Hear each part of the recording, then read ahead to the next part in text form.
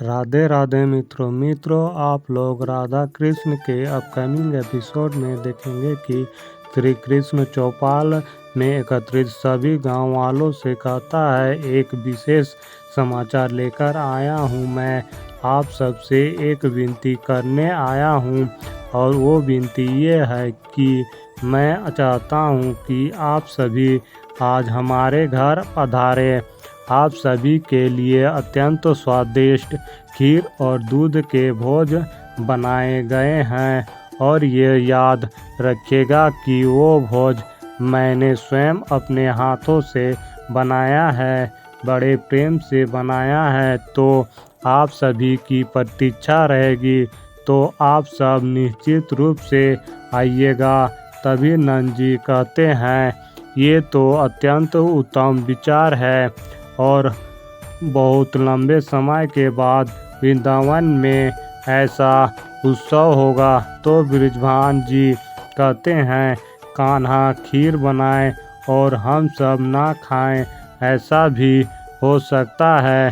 फिर कृतिदा यशोदा से कहती है, ये अकस्मात कृष्ण को क्या हो गया है?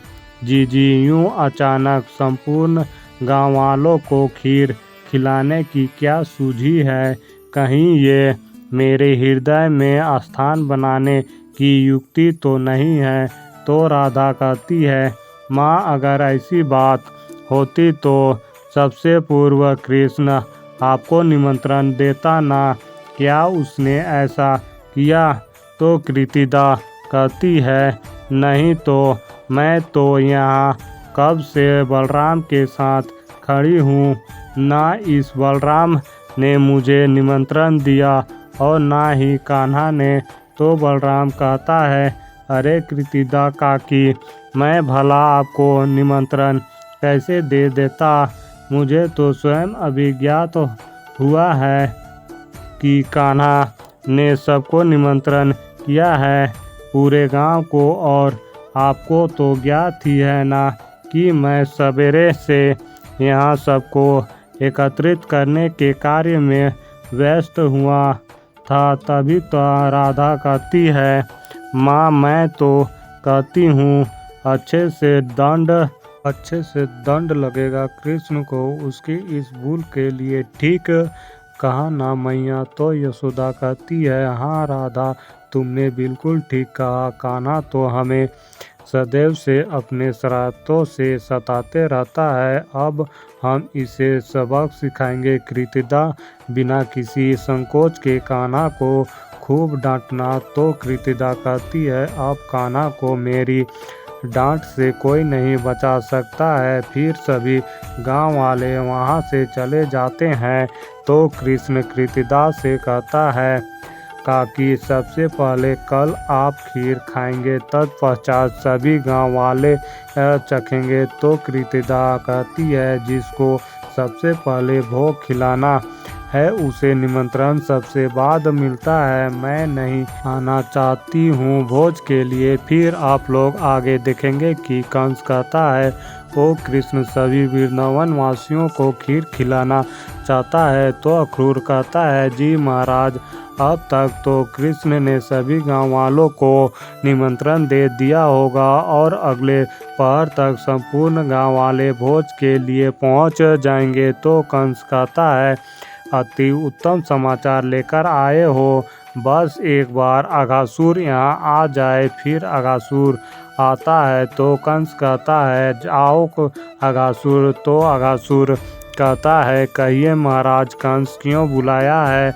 आपने मुझे? तो कंस कहता है, तुम्हारी लंबी निद्रा के मध्य यहाँ बहुत कुछ घटित हो चुका है। तुम्हारी बहन पूतना और भाई बकासुर का वध कर दिया गया है। तो अघासुर क्रोध हो जाता है और कहता है, किसने किया ये दुस्साहस? तो कंस कहता है, एक ही व्यक्ति ने दोनों का वध किया है, उसका नाम कृष्ण है। और फिर मैंने तुम्हें अपने भाई और बहन के वध का प्रतिशोध लेने के लिए बुलाया है और तुम्हारा सहायता के लिए मैं ये बता देता हूँ कि कल सभी गांव वालों को कृष्ण खीर खिला रहा है। तो अघासुर कहता है, खीर जो दूध के बिना बन ही नहीं सकता है। मैं केवल कृष्ण को ही नहीं अपितु पूरे वृंदावन वासियों को समाप्त कर दूंगा। उन्हें मेरी शक्ति का बोध नहीं है। अब तुम नहीं बचोगे कृष्ण। मैं आ रहा हूँ अपना प्रतिशोध लेने। फिर आप लोग आगे देखेंगे कि राधा कृष्ण से कहती है, ये क्या कृष्ण, इतनी परिश्रम से आपने हाथों से संपूर्ण गांव वालों के लिए खीर बनाई, किंतु तुम माँ को तो निमंत्रण देना ही भूल गए। तुम क्या करोगे? माँ तो तुम्हारी हाथों से बनी खीर खाने वाली नहीं है। तुम्हारा सारा परिश्रम तो व्यर्थ हो गया। फिर कृष्ण कृतिदा काकी के पास जाकर कहता है, आमंत्रण तो मैं यशोदा मैया को भी नहीं किया। इसका अर्थ ये है कि मैं उनसे प्रेम नहीं करता। मैंने उन्हें इसलिए निमंत्रण नहीं दिया कि किसी भी पुत्र को अपनी माँ को निमंत्रण देने की आवश्यकता ही नहीं है। नहीं तो माता के प्रेम का अपमान हो जाएगा और माँ और पुत्र के औपचारिकता के लिए तो कोई स्थान ही नहीं है। यदि आपको वो खीर नहीं खानी है जो मैंने विशेष रूप से आपके लिए बनाई है तो ठीक है, कोई बात नहीं है, थोड़ा कष्ट होगा, किंतु मैं क्या कह सकता हूँ। यदि आप मुझे अपना पुत्र ही नहीं मानते हैं तो मैं किस अधिकार से हट भी करूँ। तो कृतिदा कहती है, ऐसी बात नहीं है कृष्ण, मैं अपने हृदय से तुम्हें अपना पुत्र मानती हूँ। तो कृष्ण कहता है, तो आप भोजन करने आएंगी ना? तो कृतिदा कहती है, मैं अवश्य आऊँगी। फिर यशोदा कृतिदा के पास आकर कहती है, कान्हा ने कितने प्रेम से खीर बनाई है और मेरे कान्हा के इस प्रेम से भला मैं कैसे वंचित रह सकता हूँ। मैं भी अवश्य आऊँगी। फिर कृष्ण कहता है, ठीक है, चलिए हम सभी घर की ओर प्रस्थान करते हैं। सभी लोग वहाँ पहुँचते ही होंगे।